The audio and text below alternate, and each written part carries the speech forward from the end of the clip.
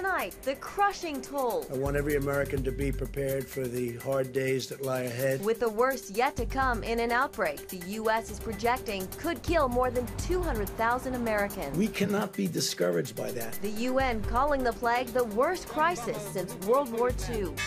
As the coronavirus sends the stock market on another roller coaster ride, the humanitarian crisis striking across the globe, with a cruise ship stuck at sea. The way to deal with this is to send medical attention to the ships. And sailors on an American aircraft carrier under quarantine. All this and more tonight on Faith Nation.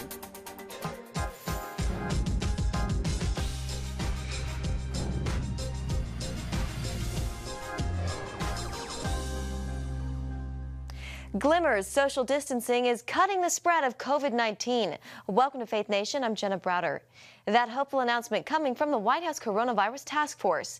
At the same time, though, the administration is preparing Americans to brace for impact as the number of confirmed cases continues to climb. Tonight, it's nearing 200,000.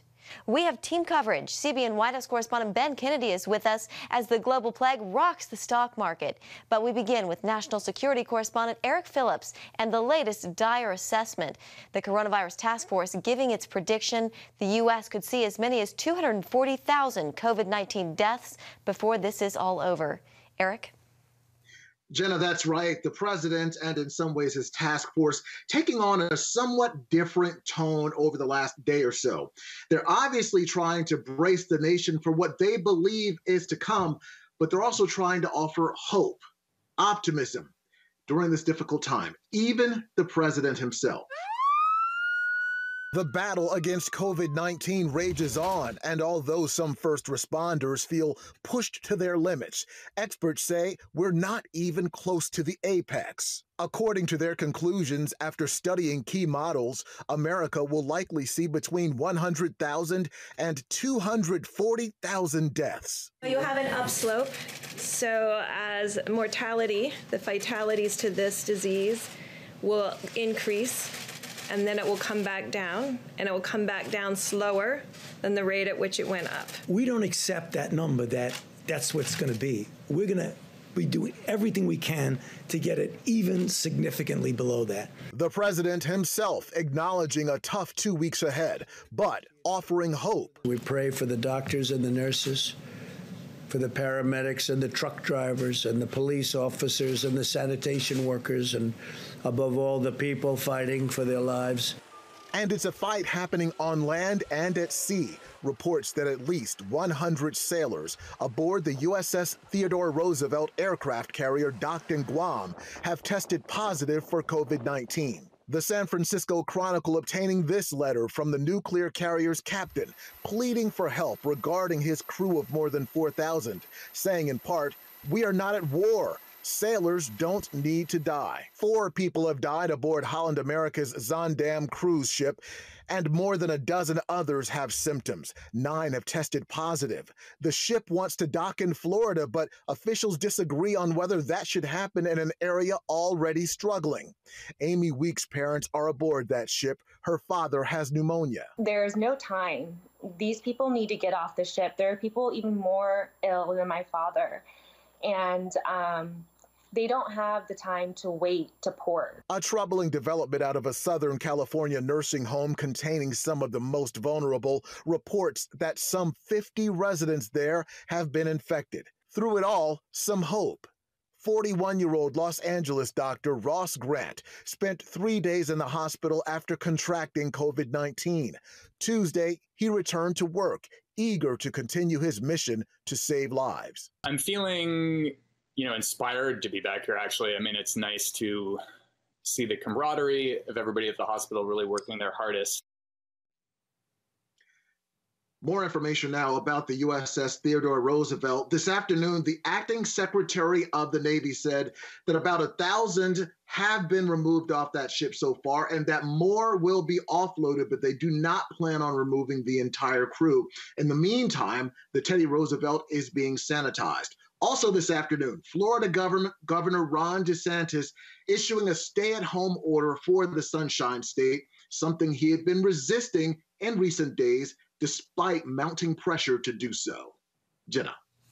All right, Eric Phillips, thank you very much. And as coronavirus cases continue ticking up, so do the job losses. CBN White House correspondent Ben Kennedy joins us to break down those numbers. Ben? Well, Jenna, millions of Americans filed for unemployment for the first time last month after big companies had massive layoffs. But turns out in the private sector, fewer job losses there than predicted. In fact, let's break down the numbers for you. Private sector employment decreased by 27,000 from February to March. Small business suffered the loss of 90,000 jobs, two-thirds of those reductions from companies that employ 25 people or less. We're talking about jobs in trade, transportation, and utilities. Mid-size and large private businesses gained tens of thousands of jobs there, but some economists forecasted the private sector would suffer north of 100,000 jobs. The numbers didn't come quite close to that. But switching gears to big business, Vice President Mike Pence visited a Walmart distribution center in Virginia today. Walmart is considered essential during the COVID-19 outbreak. It's there Pence thanked workers for being on the front lines and putting food on the table for Americans. And the fact that you're showing up every day, you're rolling your sleeves up, and you're doing the work says an awful lot about each and every one of you, about the way you love your neighbors and the way you love your country. That every day that you come here to this Walmart distribution center at Gville, you're making a difference for America. Here is to that day in the future when we put the coronavirus in the past and come back stronger and better than ever before. And turning to the stock market, it turns out the $2 trillion relief package passed by Congress, signed by President Trump, did have a bit of an impact on Wall Street. But right now, all eyes are on China as they begin to get back to normalization, ease back on some of those social distancing methods. If they do happen to see a bit of a resurgence of the COVID-19, that'll no doubt have an impact on the markets. Jenna? All right, Ben Kennedy, thank you. Well, coronavirus and the church. Many states and cities are demanding houses of worship temporarily stop meeting in person for social distancing purposes. And New York City Mayor Bill de Blasio, he's taking it one step further, threatening to permanently shut down repeat offenders. In Florida, none of that has stopped Pastor Rodney Howard-Browne. This weekend, he held services at his Tampa church, and he was arrested for it. Howard-Browne is being represented by Matt Staver's Liberty Counsel, a legal group defending religious rights. And Matt joins us now. Matt, it's good to see you. Thank you for being here. Thank you. Good to be with you. So, this story about the River at Tampa Bay Church meeting during a crisis time like this has a lot of us kind of scratching our heads. I think a lot of people are wondering, is it a good idea? Is it worth the risk? Well, the question is, whether or not a church should open or not is not so much a question as balancing our constitutional rights against the protection of the health and welfare of individuals. And that's what this church did. In fact, the executive order from Hillsborough County did not go into effect until 10 p.m. on Friday. The church's service was on Sunday. It was a fraction of the size of the normal service because they required everyone to be at a 6-foot distance throughout the sanctuary. They moved the chairs in 6-foot increments so that no one would be any closer than 6 feet. They also put things down on the ground as far as marking out 6-foot distances when people would go to the farmer's market inside the church to get free food, which the church does on a regular basis.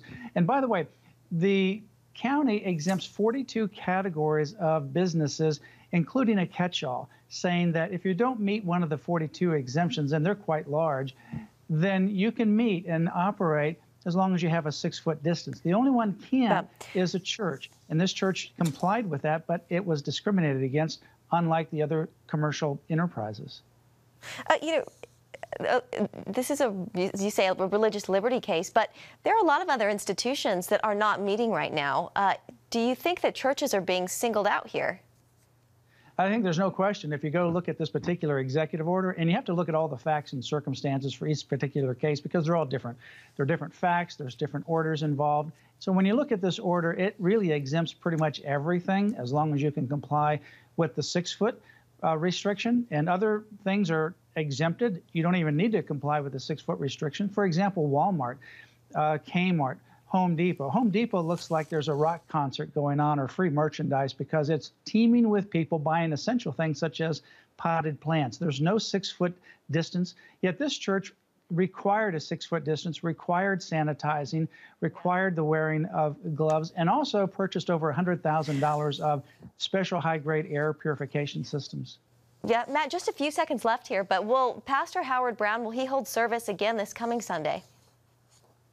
Well, he's going to make a statement later tomorrow in terms of that. But for now, we may end up pausing. We don't know how long that will be.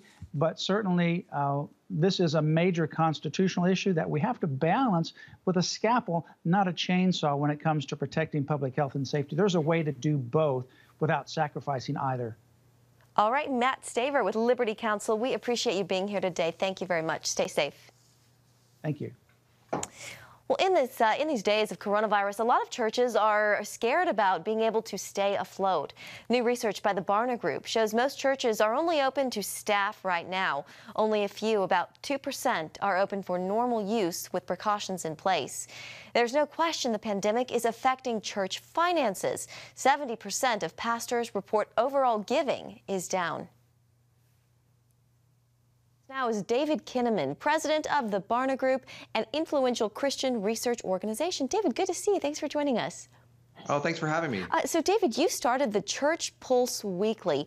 Explain what you hope to accomplish with that in these days of coronavirus. Well, our attempt is to use research to help church leaders, pastors, and other Christians understand what's happening in and among churches. Obviously, we're facing unprecedented times. A major crisis. The pandemic is affecting so many different communities, and we want to help pastors to be able to understand what other pastors are experiencing, so you can actually take the church pulse and see what other churches are experiencing, how they're dealing with the crisis. And we're also giving tools to leaders to be able to understand how their people are doing financially, relationally, in terms of their jobs, mental health, spiritually. For the first time in history, church leaders can't simply look at the whites of people's eyes on Sunday morning. They've got to be able to use other tools to be able to check in. And so we're trying to do that through the Church Pulse Weekly. You know, I know one of Barna's new surveys shows that the crisis has really affected churches in that giving is way down, but attendance is actually way up. Tell us about that. Majority of churches said that their online attendance is equal or greater to their weekly attendance on a normal Sunday. But their giving, 4 out of 5 churches say that their giving has been declining over the last couple of weeks. So it's definitely going to be an interesting story over the month of April as churches sort of settle in for the long haul when it comes to coronavirus and sort of sheltering at home and worshiping at home. Yeah, you know, Easter coming up quickly here. What are you gathering from pastors on what online Easter services might look like? Yeah, it will probably turn out to be the first digital Easter in human history, primarily delivered through digital means. Almost half of pastors say they plan to live stream their worship services. 13% say they're going to record the service beforehand. 10% are going to do outside sort of worship services and just practice safe social distance. But I think every pastor is dealing with the sense of, like, how do we do this? Obviously the church attendance is at the highest at any point in the year on Easter. Giving is very high. It's a great time to invite friends to a service. So I think one of the creative things that we can do as Christians is to think about how we can invite others to join us on Easter to worship and again, to do the kind of soul searching that this big crisis demands of all of us. Is like, where are we at with our relationship with God? Yeah. Let's talk about the State of the Church 2020 initiative that you've started. It's a very extensive research project. Explain some of what you're finding in that particular project, David. So Christianity is alive and well, but there is sort of a lot of declines that we've measured over the last 20 years. Prayer is slightly declined. Bible reading is slightly declined. Church attendance has declined quite a bit. Emerging generations, millennials, Generation Z, are starting their religious explorations at a place other than Christianity. So Christianity has a lot of work ahead of us. We as Christian leaders have a lot of work ahead of us to make the gospel relevant and compelling to a new generation. But the State of the Church project is meant to help Christian leaders understand our place in this changing society and what turns out to be rapidly changing context here with the coronavirus. All right, David Kinnaman, president of the Barna Group. Great insights, great research that you're all doing. Thank you so much for joining us. It's my pleasure. Thanks so much for having me. Take care. Coming up, governments targeting Christians for their faith. We're talking religious freedom and the disturbing laws some countries have on their books.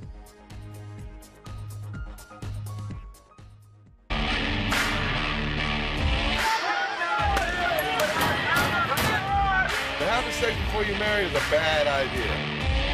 Don't tell me there's no such thing as gun violence. That just depends on your definition of when life begins.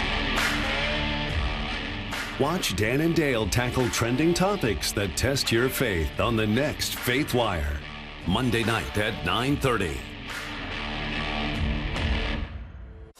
The Global Lane takes you around the world, providing facts over fiction. What might rising trade and geopolitical tensions mean for you on the home front? With over 45 years of experience, award-winning journalist Gary Lane brings you the truth from a global angle. What about the issue of immigration?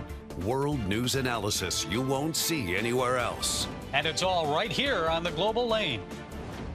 Watch The Global Lane, Thursday night at 9:30.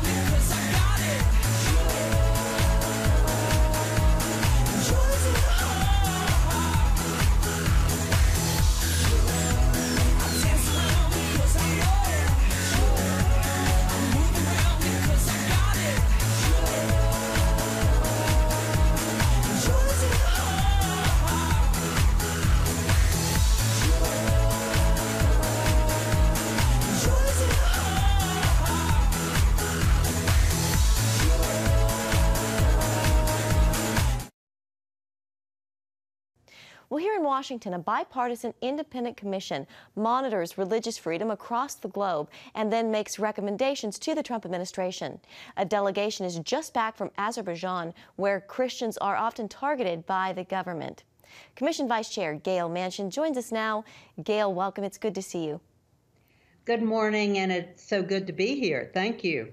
So Azerbaijan has religious laws on its books designed to control and restrict religious activity. What do those laws require, Gail?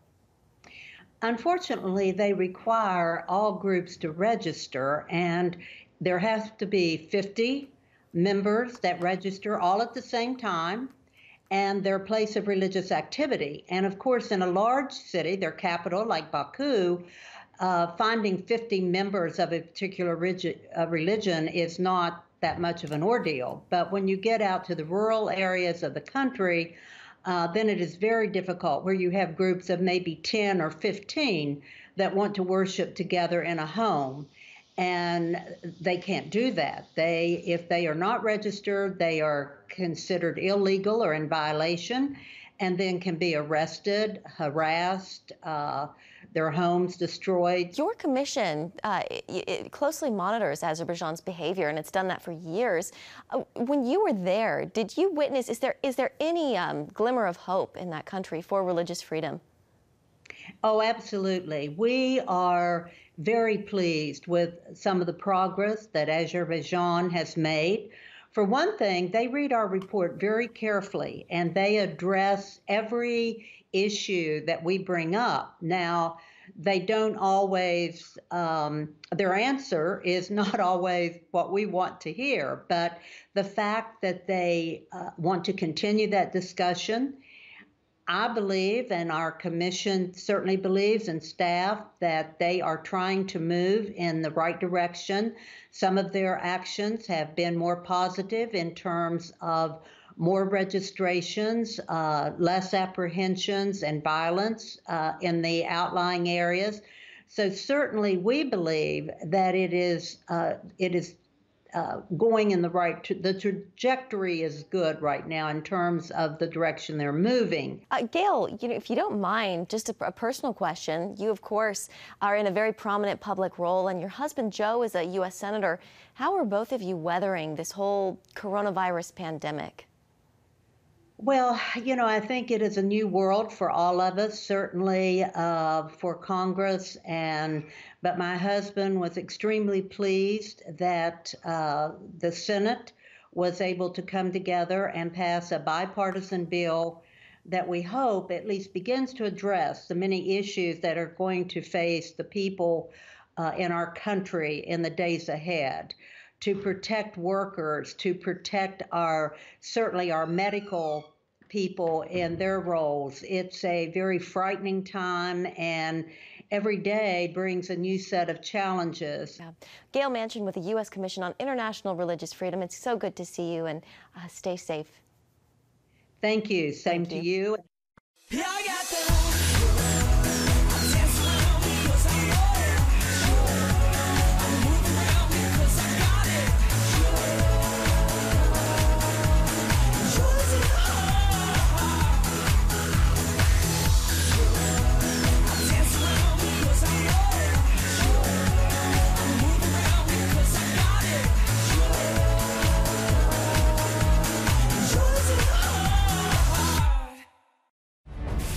On the home front.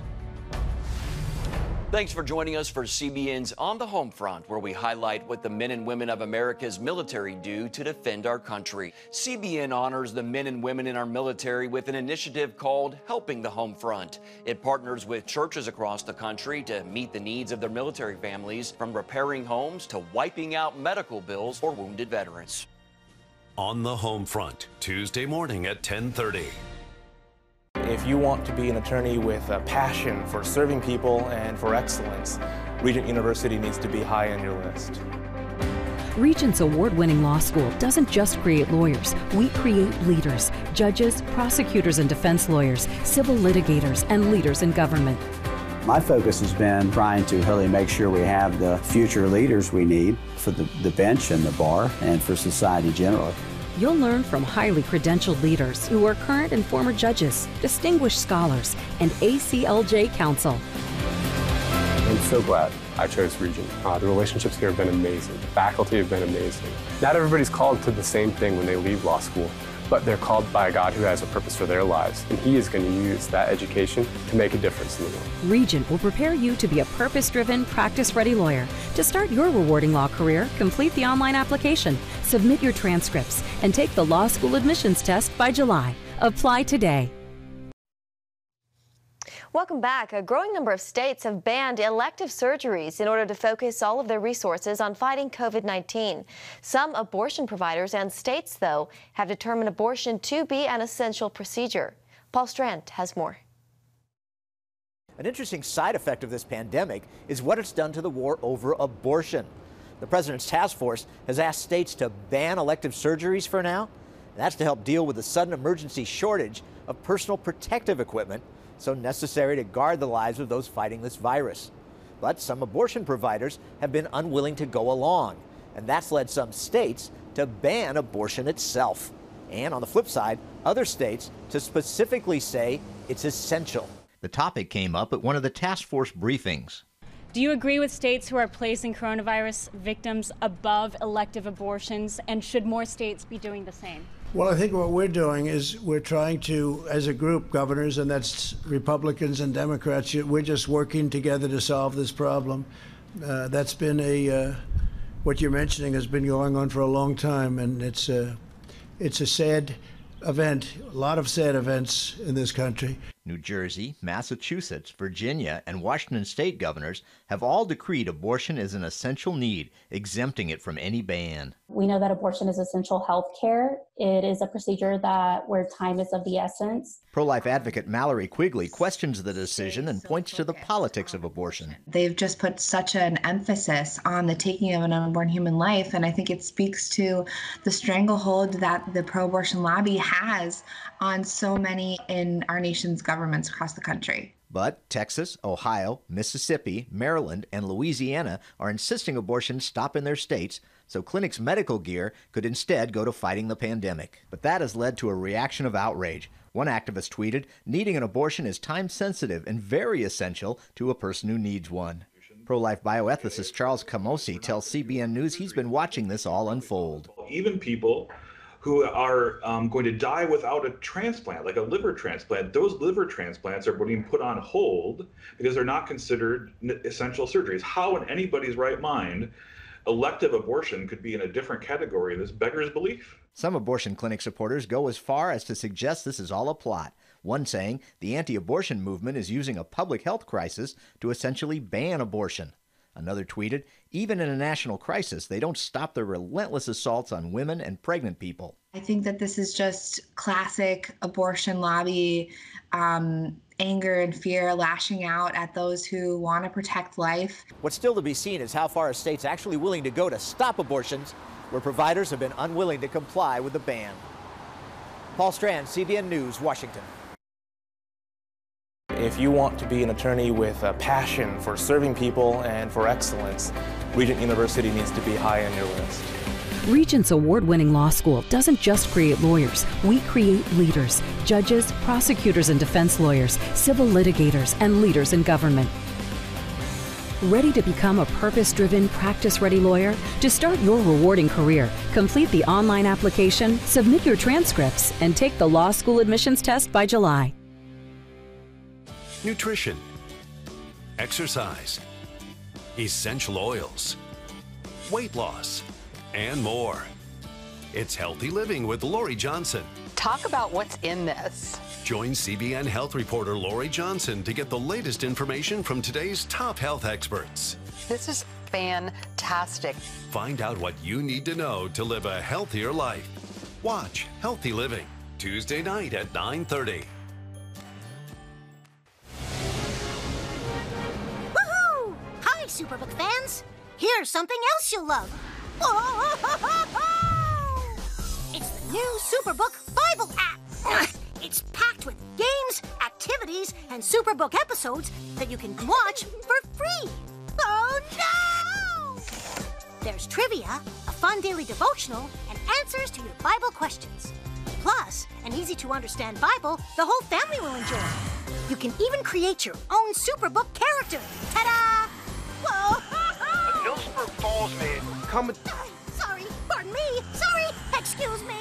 Ouch! Are you getting this? Earn super points to win daily prizes too, and so much more. Time to get back to my adventures. See you soon. It's the new Superbook Bible app. Free downloads on iTunes, Google Play, and Amazon. Finally tonight, as doctors and nurses toil inside hospitals, communities pray on the outside. Across the country, we're seeing people parking outside hospitals to pray, sing, and flash their lights to encourage hospital staff working around the clock in this pandemic.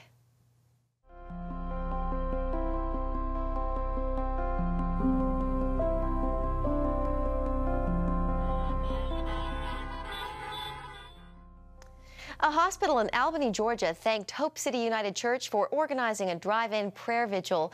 And a medical center in Florida responded to a similar support, saying, "We are all on this journey together and we're committed to the care and improvement of human life." Well, that does it for Faith Nation this evening. Thank you for joining us. Stay safe, and we'll see you tomorrow.